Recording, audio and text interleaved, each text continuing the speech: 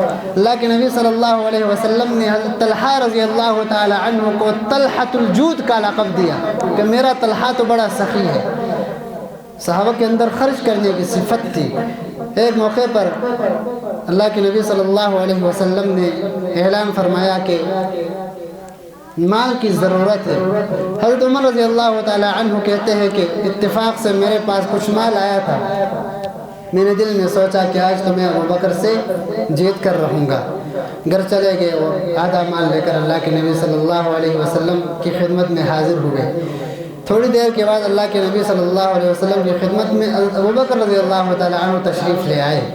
جب حضرت عمر آئے تو اللہ کے نبی نے پوچھا عمر کیا لے کر آئے ہو؟ حضرت عمر رضی اللہ تعالی عنہ نے فرمایا یا اللہ کے رسول، آدھا مال لے کر آیا ہوں اور آدھا مال گھر چھوڑ کر آیا ہوں۔ جب صدیق اکبر پہنچے تو اللہ کے نبی صلی اللہ علیہ وسلم کا طریقہ سوال بدل گیا اور کہا ابوبکر ذرا بتاؤ تو صحیح گھر والوں کے لیے کیا لے کر آئے ہو؟ نہیں، کہا کیا چھوڑ کر آئے ہو؟ یعنی سوال کا طریقہ ہی بدل گیا۔ اس سے پتہ چلتا ہے کہ اللہ کے نبی صلی اللہ علیہ وسلم کے صحابہ کے اندر خرچ کرنے کی کتنی صفت تھی، اور ہمارے یہاں کیا ہے 10 روپے جیب سے نکلتے نہیں ہیں۔ اگر کسی جگہ 200 روپے غلطی سے مسجد میں نکل گئے تو ہم 4 دن تک اعلان کرتے پھرتے ہیں کہ میں نے 200 روپے مسجد میں لگا دیے۔ بڑی ناانصافی کی بات ہے۔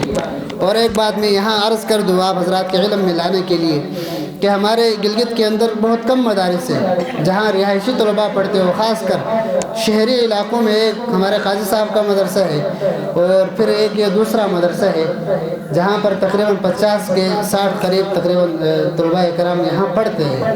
لیکن اگر مہینے کا آخر جب ہوتا ہے تو ہمارے ناظم صاحب بیچارے پریشان ہو جاتے ہیں کہ کیسے ان طلباء کے اخراجات کو پورا کیا جائے، اور ہمارے شہر کے لوگوں کو پتہ نہیں ہوتا کہ یہاں پر بچے پڑھتے ہیں تو ان کی کچھ ضروریات بھی ہے۔ آپ خود انصاف سے بتا دو، گھر میں جب 3-4 بچے ہوتے ہیں اور جب چھوٹی سی فیملی ہوتی ہے تو اس کو چلانا کتنا مشکل ہوتا ہے۔ 60,000 70,000 روپے تنخواہ لینے والا کتنا پریشان ہوتا ہے، مہینے کے آخر میں اس کو قرض کرنا پڑتا ہے۔ جب 60 طلباء پڑھتے ہو، 10-12 اساتذہ ہو اور مدرسے کے اور اخراجات ہو تو آپ سوچو کتنا خرچہ مہینے میں آتا ہوگا۔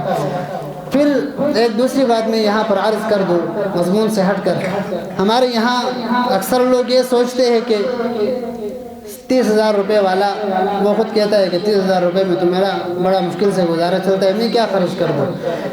دیکھو بھائی، آپ روز کے حساب سے ایک رقم متعین کر لے، 10 روپے 20 روپے 30 روپے، اور گھر کے اندر ایک چھوٹا سا باکس رکھ دے صدقے کے نام سے۔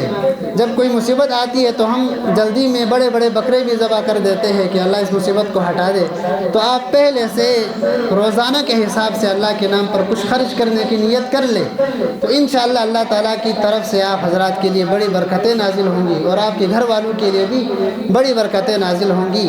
اور خاص کر اپنے بچوں کی بھی عادت بنا لے، گھر کے اندر بکسہ رکھ دے اور پھر اپنے بچوں کو 5-10 روپے 50 روپے دے کر کے بیٹا یہ آپ نے کھانا نہیں ہے، اس بکسے میں ڈال دو یا اللہ کے نام پر صدقہ کر دو، اس سے بڑا ثواب ملتا ہے۔ آپ کے بچوں کی تربیت بھی ہو جائے گی اور آپ کے گھر والوں کے لیے بڑی برکتوں کا سبب بھی بنے گا۔ تو اس کے لیے آپ سب ارادہ کرتے ہیں نا؟ ماشاءاللہ ہر ساتھی کوشش کر لے اور جو مدارس والے ہیں ان کے ساتھ خوب تعاون کرنے کی بھی ہمت فرمائے۔